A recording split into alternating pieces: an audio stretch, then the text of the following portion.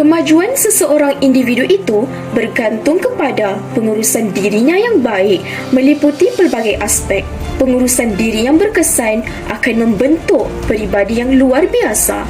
Ibnu Firnas adalah salah seorang tokoh yang hebat dari aspek pengurusan sehingga menjadikan beliau seorang perintis dalam sejarah penerbangan yang merentasi zaman.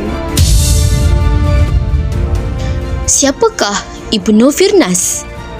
Penuh beliau ialah Abu Al-Qasim Abbas Ibnu Firnas Ibnu Wardus Al-Takurini di sebuah tempat bernama Ronda, iaitu sebuah pusat bandar bahagian selatan Andalusia pada zaman pemerintahan Abbasiyah.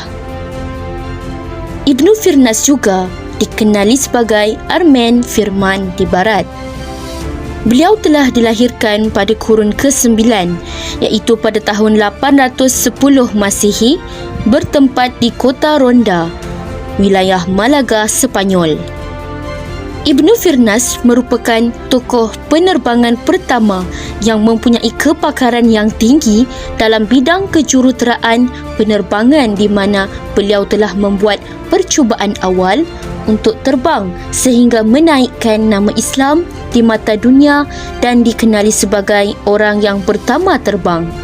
Gelaran bapa penerbangan pula sangat sinonim dengan beliau.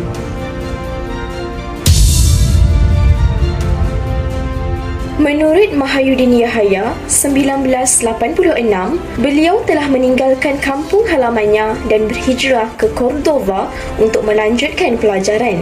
Ibnu Firnas telah mempelajari pelbagai jenis ilmu seperti astrologi, astronomi, kejuruteraan dan ilmu muzik.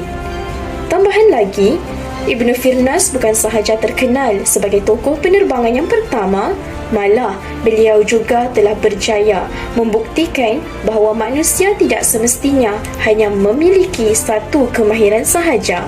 Seterusnya, ilmu mengurus kemahiran yang ada juga perlu disesuaikan untuk kebaikan diri dan pelbagai.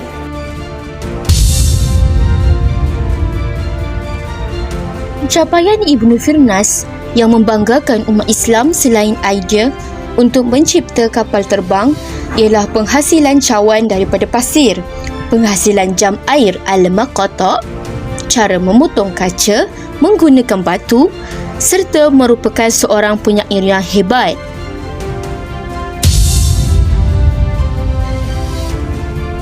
Kematian beliau dicatatkan dalam sebahagian besar ahli sejarah mengatakan bahawa Ibnu Firnas telah meninggal dunia pada tahun 887 Masihi, iaitu 12 tahun setelah beliau menderita sakit akibat kemalangan ketika melakukan percubaan untuk terbang di hadapan orang ramai di Jabal Al-Arus. Beliau telah mengalami kecederaan yang parah di bahagian belakang dan salah satu tulang belakang beliau telah rosak.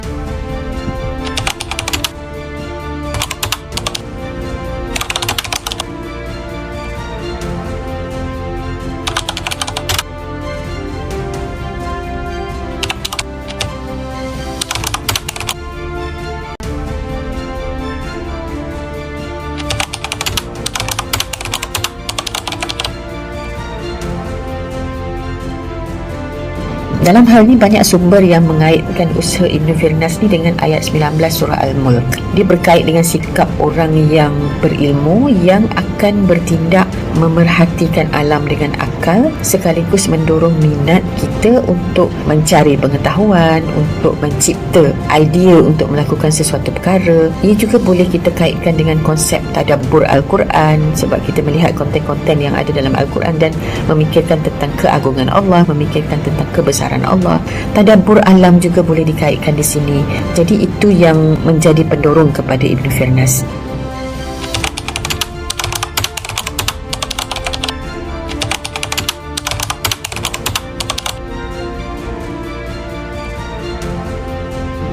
Kita tengok balik kepada beberapa kali percubaan yang dilakukan oleh Ibnu Firnas. Dalam beberapa siri percubaan yang dia cuba lakukan itu, kita dapati dia memang ada perancangan dia sendiri, apa yang dia nak buat. Percubaan pertama dia tu nak kata gagal, taklah gagal sebenarnya, sebab dia berjaya juga terbang untuk seketika kan. Cumanya ada masalah semasa melakukan pendaratan. Dia cuba tambah baik proses kerja tersebut untuk melakukan pendaratan itu dalam percubaan-percubaan yang seterusnya. Apa yang kita boleh ambil di sini ialah dari segi karakter beliau, khususnya dari segi sikap tidak putus asa dalam melakukan sesuatu perkara. Dia berusaha, dia tidak berjaya sepenuhnya, tapi dia ambil tindakan untuk menambah baik, untuk memastikan usaha dia tu akan berjaya pada masa-masa akan datang. Inilah sebenarnya karakter yang patut kita contohi, terutamanya dalam pengurusan dakwah. Usaha dakwah tu adalah satu usaha yang baik, dan usaha yang baik ini pasti ada banyak halangan, banyak rintangan. Jadi kita tidak boleh putus asa. Kita perlu mencuba dan terus mencuba sehinggalah usaha kita tadi itu berjaya. Yang kedua ialah kreativiti.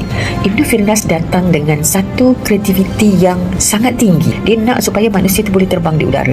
Jadi kreativiti inilah yang perlu kita terapkan dalam kehidupan kita, terutamanya dalam pengurusan dakwah.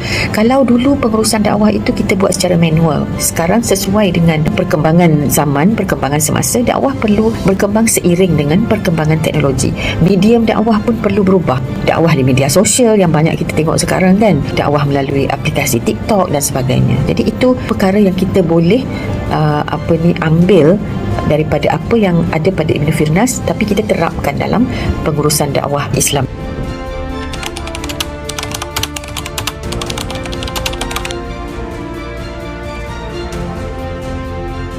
Sumbangan Ibnu Firnas ni, dia lebih kepada orang yang membuat percubaan awal untuk terbang. Dia nak terbang, maka percubaan awal untuk terbang itu yang dia buat. Jadi bila dia nak melakukan penerbangan itu, nak cuba untuk terbang itu, maka dia cipta peranti lah, cipta alat yang bersesuaian untuk membolehkan dia meluncur dan berjaya membolehkan dia berada di udara untuk satu tempoh tertentu. Walaupun kita tengok dia sebenarnya cedera semasa melakukan pendaratan selepas dia berjaya terbang tu, tapi sekurang-kurangnya dia berjaya membina teori bagaimana untuk membolehkan kita terapung di udara itu, dan itu adalah gerakan asas. Dan teori yang dibangunkan juga adalah gerakan asas yang penting untuk mengepakkan sayap semasa melakukan penerbangan itu. Kita dapat lihat bahawasanya melalui teori ini, seorang pendakwah itu perlu ada strategi pengurusan dakwah yang mantap supaya usaha dakwah yang dilaksanakan akan mencapai matlamatnya.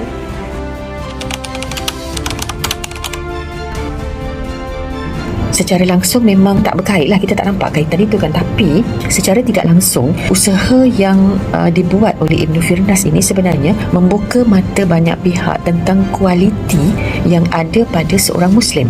Seorang Muslim dan tentu sebagai seorang pendakwah juga kan, Muslim dekat sini, apa kualiti yang ada pada Ibnu Firnas ialah dia menunjukkan Muslim tidak hanya menguasai ilmu agama, tetapi Muslim juga menguasai ilmu sains, ilmu teknologi. Di sinilah sebenarnya wujud kesan sumbangan Ibnu Firnas kepada pengembangan dakwah Islam. Masyarakat akan melihat Muslim sebagai serba boleh, arif dalam pelbagai bidang ilmu, kreatif. Sifat dia yang inovatif. Muslim perlu bersifat inovatif, tidak hanya dalam penyebaran dakwah Islam semata-mata, tetapi juga dalam sains dan teknologi. Bidang sains dan teknologi itu sendiri perlu dikuasai oleh Muslim. Sebab kalau kita tengok dalam kehidupan kita, kita sebagai Muslim, kita tidak hanya terikat kepada ibadah semata-mata, tapi kita juga ada keperluan-keperluan lain dalam kehidupan. Malah inovasi yang dibuat oleh Ibnu Firnas itu, kita perlu lihat dalam konteks manfaatnya kepada penyebaran dakwah. Misalnya, dia boleh meningkatkan nilai diri seorang Muslim yang dilihat serba boleh. Kalau nak tengok dalam sudut yang lebih jauh, kita boleh tengok dari sudut apa yang Ibnu Firnas buat itu adalah satu usaha yang menyebabkan nanti dakwah Islam boleh disebarkan dengan lebih jauh, sebab dia membangunkan satu idea yang menggagaskan tentang bagaimana manusia boleh terbang. Oleh itu, idea ini boleh dijelmakan dalam konteks usaha dakwah perlu pergi lebih jauh, yang mana kita perlu bergerak ke pelbagai pelosok tempat untuk menyebarkan dakwah Islam. Satu perkara yang penting dekat situ ialah kejayaan tidak datang bergolek. Dia dimulakan dengan usaha yang berterusan, yang tidak kenal erti putus asa. Ia disulami dengan kegigihan untuk memastikan usaha yang dilakukan itu akan berjaya. Yang kedua, hidup kita ni berkait dengan inspirasi. Idea Ibnu Firnas tu memberi inspirasi kepada dunia untuk meneroka bidang penerbangan. tegasnya, setiap pendakwa hendaklah berusaha keras mengukuhkan ilmu pengetahuan, memantapkan jati diri sebagai seorang pendakwah, berani menghadapi risiko apabila usaha dakwah ditolak, serta pandai mengurus emosi apabila berhadapan dengan mad'u. Pendakwa juga perlulah mencipta dan menjaga kualiti diri agar dapat memberi inspirasi kepada para mad'u. Yang pertama, Muslim perlu menjadi seorang yang kreatif dan inovatif. Yang kedua ialah Muslim perlu kuasai pelbagai bidang ilmu. Tidak hanya dalam dakwah tapi juga sains dan teknologi. Kita tengok pada Ibn Firnas yang dia menguasai ilmu astrologi, ilmu astronomi. Dia menguasai bidang fizik, bidang kejuruteraan. Banyak bidang ilmu yang dia kuasai. Sebab itu sebagai pelajar, kita semua perlu meneroka seluruh cabang intelektual untuk menjadi seorang Muslim yang serba boleh. Jangan belajar bidang dakwah saja, tapi teroka juga bidang lain untuk membolehkan dakwah kita tadi dikembangkan dengan lebih efisien, untuk membolehkan mad'u kita yakin dengan kemampuan kita sebagai pendakwah, untuk membolehkan mad'u kita tertarik dengan kepribadian kita bila dia lihat pendakwah itu tahu segala-gala, tahu tentang pelbagai bidang ilmu, bukan hanya tahu tentang cara untuk menyebarkan dakwah Islam itu saja, bukan hanya tahu tentang ibadah dalam Islam itu saja. Usaha hebat yang telah dilakukan oleh Ibnu Firnas, terutama tentang ideanya untuk terbang, telah membuka mata dunia bahawa ilmuwan Islam tidak cetek ilmunya. Sebagai seorang pendakwah, kita mestilah mencontohi ketokohan beliau, khususnya dari aspek pengurusan diri dan pelbagai, sehingga membolehkan kita mahir untuk berdakwah. Kerana tugasan berdakwah memerlukan kemahiran yang jitu, juga pengurusan yang berkualiti agar kesannya berpanjangan terhadap diri seseorang.